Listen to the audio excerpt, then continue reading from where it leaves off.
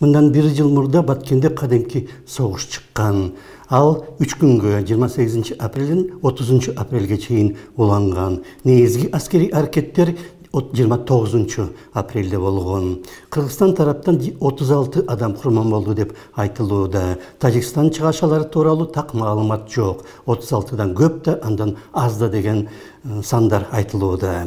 Дал ошол 29 апрель күнү Дүйшөмбү шаарында жамааттык коопсуздук келишим уюмуна кирген мамлекеттердин коопсуздук кеңештеринин катчыларынын жыйыны болгон. Бирок Баткенде чыгып аткан башталган согуш тууралуу ал жыйында бир да сөз айтылган эмес. Кыргызстандын өкүлү Рыскелди Мусаев жана Орусиянын өкүлү Николай Патрушев да ал жыйынга катышкан. Анын алдында болсо Тажикстанга Орусиянын коргоо министри Сергей Шойгу келип кеткен.